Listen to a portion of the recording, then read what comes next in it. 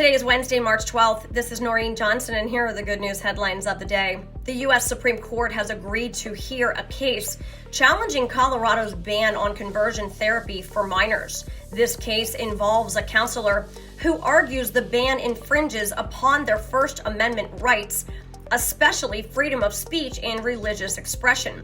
The ban in place since 2021 prohibits mental health professionals from attempting to change the sexual orientation or gender identity of minors.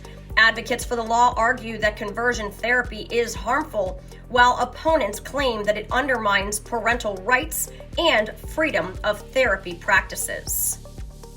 The U.S. Department of Education is preparing to eliminate nearly half of its staff, imminently due to significant budget cuts. These reductions are part of a broader government fiscal tightening effort following directives from the Trump administration. The cuts are expected to affect both administrative and programmatic roles, which may result in reduced support for educational initiatives. Critics of the move are concerned it will hamper the department's ability to fulfill its duties, while others argue it's necessary to reduce government overhead. And then European countries are increasingly focusing on bolstering their own defense capabilities as the security situation in Ukraine continues to unfold. This shift comes after President Donald Trump's warnings about European reliance on the U.S. for defense, which has pushed European leaders to take more responsibility for their own security. At a recent defense summit in Paris, discussions centered around military investments and how to maintain security in Europe and beyond took place.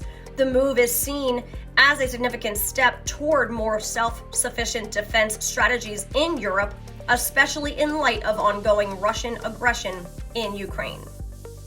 In other news, Pope Francis is reportedly showing slight improvement in his health, this according to a recent update from the Vatican.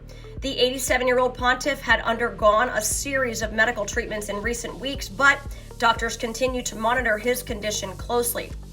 While he remains in stable condition, his public appearances have been limited, and his health has been a topic of concern for many Catholics worldwide. The Vatican has asked for prayers for his continued recovery and for guidance in his ministry. And then today we celebrate the feast day of Saint Theophanes the Chronicler, a Byzantine monk, historian, and hagiographer best known for his work as a chronicler. After his work as a historian, Saint Theophanes lived the remainder of his life as a monk in the monastery of Saint Anne on Mount Athos. His devotion to the Christian faith and his scholarly contributions led to his canonization as a saint by the Eastern Orthodox Church.